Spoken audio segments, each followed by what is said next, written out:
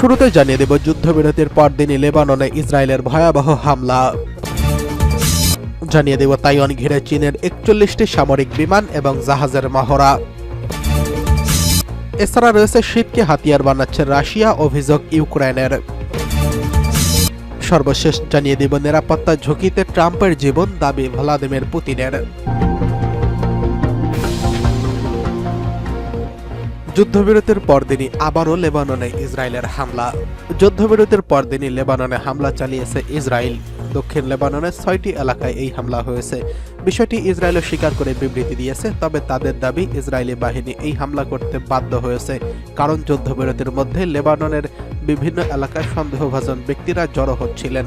তাদের উপস্থিতি দেখতে পেয়ে আগেই হামলা করে নেতানিয়াহু বাহিনী। এর মধ্য দিয়ে ইসরায়েলে নয়, বরং যুদ্ধবিরতির চুক্তি লঙ্ঘন করছে লেবাননের সশস্ত্র সংগঠন হিজবুল্লাহ।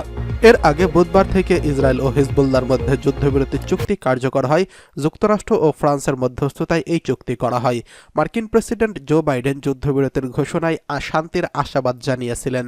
যুদ্ধবিরতির শর্ত অনুযায়ী দক্ষিণ লেবানন থেকে নিজেদের সেনা সরিয়ে নিতে ৬০ দিন সময় পাবে ইসরায়েলি বাহিনী। এই সময় কোনো পক্ষই একে অপরের উপর হামলা চালাতে পারবে না। বৃহস্পতিবার লেবাননের অবস্থান করা বাহিনী হামলা করে। এদিকে যুদ্ধবিরতির স্বস্তির নিঃশ্বাস ফেলছেন দেশটির বাসিন্দারা।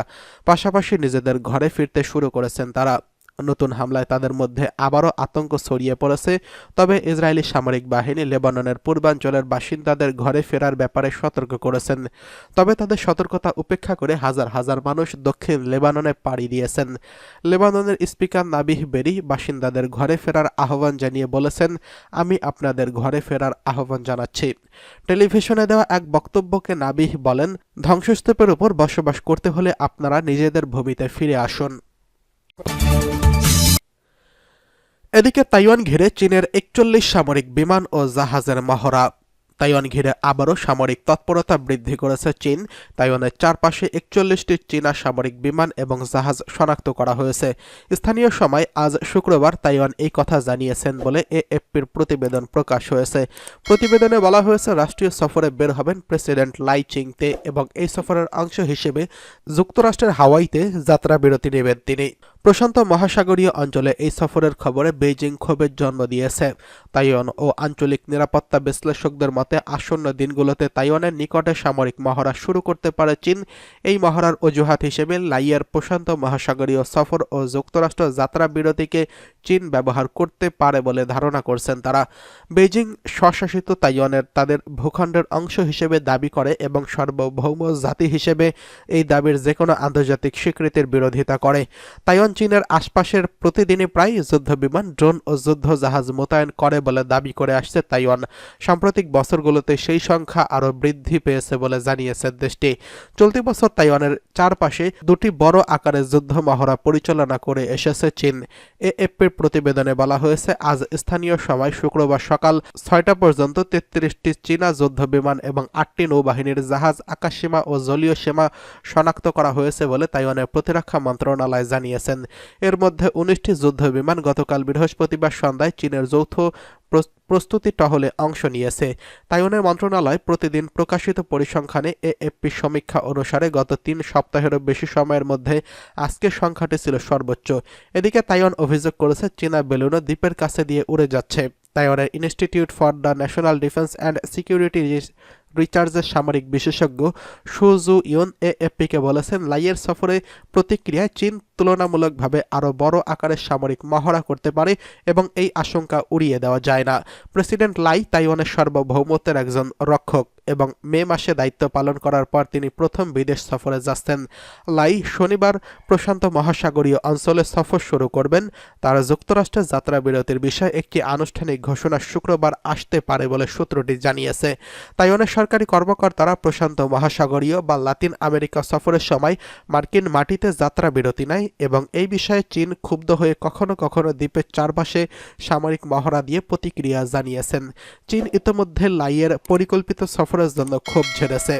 তাইওয়ানের প্রতিরক্ষা মন্ত্রণালয়ের একজন মুখপাত্র শনিবার জানিয়েছেন, তাইওয়ানের স্বাধীনতায় হস্তক্ষেপের প্রচেষ্টাকে দৃঢ়ভাবে চূর্ণ করা হবে। এবং এদিকে তাইওয়ানে আমকাং এবং ইউনিভার্সিটির সামরিক বিশেষজ্ঞদের লি ইউ-এং বলেছেন, সফরের সময় লাই এর বক্তব্যের ভিত্তিতে চীন তাদের প্রতিক্রিয়া দেখাবে। তিনি বলেছেন, চীনা সামরিক মহড়া চালাতে পারে, কিন্তু সেগুলো বড় নাও হতে পারে। এটা নির্ভর করবে প্রেসিডেন্ট লাই কি বলেন তার উপর। এএপিকে এটাও বলেন, বর্তমান আবহাওয়া মহড়ার জন্য খুব ভালো নয়। এদিকে শীতকে হাতিয়ার বানাচ্ছে রাশিয়া, অভিযোগ ইউক্রেনের। ইউক্রেনের জ্বালানি অবকাঠামোতে রাতভর রাশিয়ার চালানো ভয়াবহ হামলায় অন্তত 90টি মিসাইল এবং 100টি ড্রোন ব্যবহার করা হয়েছে। এর ফলে 10 লাখেরও বেশি মানুষ বিদ্যুৎহীন অবস্থায় তীব্র ঠান্ডায় দিন কাটাচ্ছেন। এবং এটি বছরে ইউক্রেনের জ্বালানি অবকাঠামোর উপর রাশিয়ার 11তম বৃহৎ আক্রমণ। এই হামলায় 5 জন আহত হয়েছেন, এদের মধ্যে এক ব্যক্তির অবস্থা গুরুতর। বিমান হামলার সতর্কতা টানা 9 ঘণ্টা ধরে চলা অনেক বাসিন্দারা মেট্রো স্টেশনগুলোতে আশ্রয় নিতে বাধ্য হয়েছেন। জ্বালানি মন্ত্রণালয়ের মতে, যেসব এলাকার নিরাপত্তা পরিস্থিতি স্বাভাবিক সেখানে কেবল বিদ্যুৎ পুনঃস্থাপনের কাজ চলছে। ইউক্রেনের প্রেসিডেন্ট কার্যালয়ের প্রধান আন্দ্রেই এরমাক অভিযোগ করেছেন, রাশিয়া শীতকে অস্ত্র হিসেবে ব্যবহার করছে। তিনি দাবি করছেন, রাশিয়া পূর্ব থেকে মিসাইল মজুত করে রেখেছিল এবং এই ধরনের হামলার জন্য।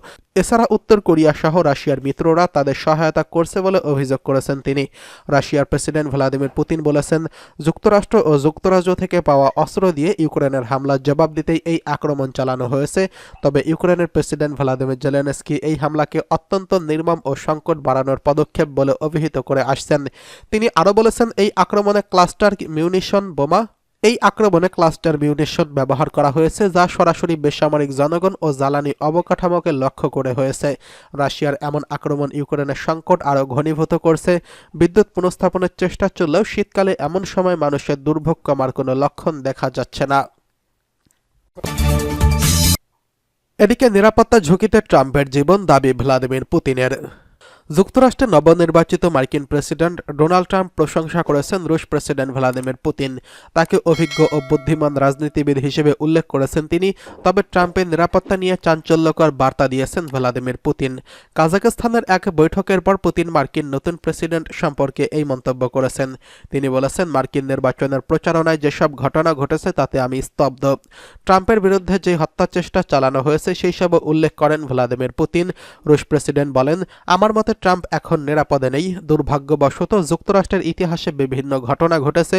আমি মনে করি ট্রাম্প বুদ্ধিমান এবং আমি আশা করি তিনি সতর্ক থাকবেন এবং এটি বুঝতে পারবেন। এছাড়া মার্কিন প্রেসিডেন্টের নির্বাচনী প্রচারণায় যেভাবে ট্রাম্পের পরিবারের সমালোচনা হয়েছে তা নিয়ে হতবাক উল্লেখ করেছেন ভ্লাদিমির পুতিন। তিনি বলেছেন, রাশিয়ার ভূখণ্ডে পশ্চিমাদের তৈরি দূরপাল্লার ক্ষেপণাস্ত্র দিয়ে যেই হামলা চালানো হচ্ছে আমরা অবশ্যই তার জবাব দেব এবং এই কথা এরই মধ্যে বলা হয়েছে। এদিকে বৃহস্পতিবার বিবিসির এক প্রতিবেদনে বলা হয়েছে, ডোনাল্ড ট্রাম্পের নতুন মন্ত্রিসভার জন্য বেছে নেওয়া একাধিক সদস্য ও মনোনীত কর্মকর্তাকে বোমা হামলার হুমকি দেওয়া হয়েছে।